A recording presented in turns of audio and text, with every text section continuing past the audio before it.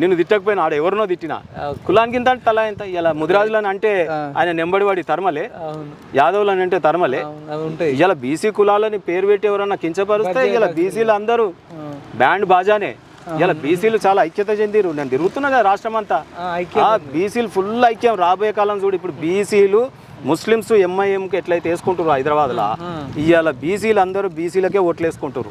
మీరు రేపు మల్కాజ్గిరిలో ఈటల రాజేందర్ గారి దగ్గర చూడండి, మీరు ఆడ బూర నరసయ్య గౌడ్ గారిని చూడండి, రేపు ఎంత మెజార్టీ వస్తుందో మీరే పరిశాన్ అవుతారు. ఈటల ఎట్లా ఎందుకన్నా అంటే ఆయనకంత అంటే మీరు అభిమానం అంటే మీరు చెప్తున్నది అట్లా. ఇప్పుడు సార్ అంటా ఉంటాడు, నేను సార్ ఎందుకు అంటున్నా అంటే ఆ సంబోధన పిలిచిన కాబట్టి. కేసీఆర్ గారు ఏమన్నారు, అటుకులు తిన్నాం, అటుకులు మేము తిన్నోళ్ళ దాంట్లో ఉన్నాం, తాయితలు కట్టుకున్నాం, నాకు తాయిత కట్టుకున్నా, బ్రిగేడియర్లు, నేను ఒక బ్రిగేడియర్ని ఆ రోజులలో.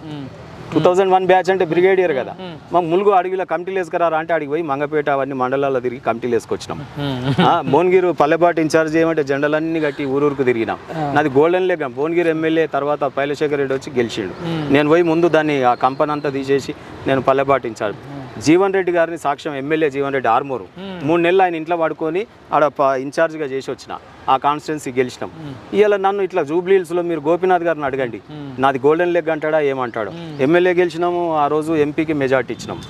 ఎక్కడ ఇలా ఏ నియోజకవర్గంలో జూబ్లీ హిల్స్లో ఇచ్చినాం. సో ఈ రకంగా పనిచేస్తున్న కష్టపడుతున్నటువంటి ఇంత మంచి పేరున్న నాకు అనేక దఫాలుగా బీసీలకు ఉద్యమకారులకు అన్యాయం అవుతుంటే చూడలేకపోయినా ఈరోజు నేను నిజంగా కూడా ఈ రాజకీయాలు 24 గంటలు పనిచేసి 24 ఏళ్ళు పనిచేసి 24 గంటలు 24 ఏళ్ళు పనిచేసి ఇవాళ ఒక రాజకీయ వారసత్వం లేదు, పెట్టుబడులు లేవు, ఓ లాయర్ చదువుకొని ఈరోజు నేను రాజీనామా చేసిన అంటే కేవలం బీసీల సామాజిక స్పృహ లేకుండా వ్యవహారం జరుగుతుంది తెలంగాణ రాష్ట్ర సమితిలో. కాబట్టి ఇవాళ ఉద్యమకారులకు అన్యాయం జరుగుతుంది కాబట్టి నేను రాజీనామా చేసిన. ఈ రాజీనామా వారికే అంకితం. మీరు నువ్వు రాజీనామా చేసినట్టు వాళ్ళు నమ్మతలే బీఆర్ఎస్ వాళ్ళు. అదే కదా, అందుకే అంటే మిమ్మల్ని ఎవడు విమర్శిస్తలేడు కూడా మరి. అందుకనే మైపాల్ నేను బీసీల వాదం ఎత్తుకున్నా, దానికి అట్లనే నిబద్ధతతో పనిచేస్తాను. నేను ఉద్యమకారుల కోసం అన్నా అట్లనే పనిచేస్తున్నా. అందుకే బీజేపీకి పోయినా. ఈటల కోసం ఇప్పుడు మీరు పనిచేస్తారు కదా, ఈటలకు ఓటేమని ఎవరిని ఎట్లా చెప్తారంటే ఏం చేసిందని చెప్తారు? ఇప్పుడు మల్కాజ్గిరిలో ఈ తెలంగాణ రాష్ట్రాన్నే సాధించుకున్నటువంటి ఉద్యమంలో ఆయన నాన్ లోకల్ అంటారు. ఇప్పుడు మీ తెలంగాణ రాష్ట్ర సాధనలో మీ యూనివర్సిటీ విద్యార్థులు అనేక మందికి వస్తే బెయిల్ ఇప్పించినాయి. ఆయన ఇంటికి పోతే ధైర్యం చెప్పే బువ్వ పెట్టి పంపే. ఇది నాన్ లోకలా?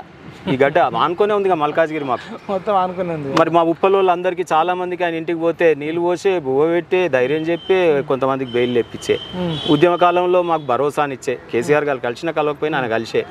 మరి ఆయన ఉన్నది షామీర్పేట, అది మా మల్కాజ్గిరి పార్లమెంటరీ కదా, అది అన్యాయం దుర్మార్గం. ఆయన ఈయనే ఉంటుండు కదా. ఇప్పుడు సిద్దిపేటలో కేసీఆర్ గారికి ఓటు ఉంది. ఎక్కడున్నారండి? మరి ఆయన స్థానికేతడు అవుతాడా? సిద్దిపేట వాళ్ళు అనుకుంటారా అట్లా? అనుకోరు కదా. గజ్వేల్ వాళ్ళు అనుకుంటారా? మరి ఈటల రాజేందర్ ఎందుకు చిన్న చేసి చూస్తారు? అంటే బీసీ ఆయన అట్లా ఎందుకు చూస్తారు? ఇప్పుడు రేవంత్ రెడ్డి గారు కొడంగల్లో ఓడిపోయి ఇక్కడికి వచ్చిండు కదా, మరి ఆయన నాన్ లోకలే కదా. మరి ఆయన ఎందుకు అనరు? ఎందుకు ఈటల రాజేందర్ మామూలుగా కనిపిస్తున్నాడా? అంటే మీ అహంభావం ఏంటి? నేను ఏమంటున్నా, రేవంత్ రెడ్డి గారు కాంగ్రెస్ పార్టీను నాన్ లోకల్గా మల్కాజ్గిరిలోనే గెలుస్తుంది. మీరు నాన్ లోకల్గానే అనేక నియోజకవర్గాలు పోటీ చేస్తుంది. అంటే ఇంకొక బిడ్డ తెలంగాణ ఉద్యమకారుడు, ఒక బీసీ ఇలా తెలంగాణ రాష్ట్రం మొత్తం ఐకాన్ కావద్దు. మీ ఉద్దేశం అది కదా, ఇంకో ఫోర్స్ రావద్దు. ఎందుకంటే కొడంగల్లో ఎంపీగా గెలిచిన రేవంత్ రెడ్డి సీఎం అయిండా లేదా? మరి అదే గజ్వేల్ నుండి గెలిచిన ముఖ్యమంత్రి గారు ముఖ్యమంత్రి అయిండు. ఇప్పుడు అదే గజ్వేల్ పోటీ చేసే, అదే మల్కాజ్గిరిలో పోటీ చేయబట్టి రేపు ఎంపీగా గెలిస్తే సీఎం అయ్యే అవకాశాలు ఉంటాయి. కాబట్టి ఒక బీసీలని ఇప్పుడే గొంతుక విసికేయాలి.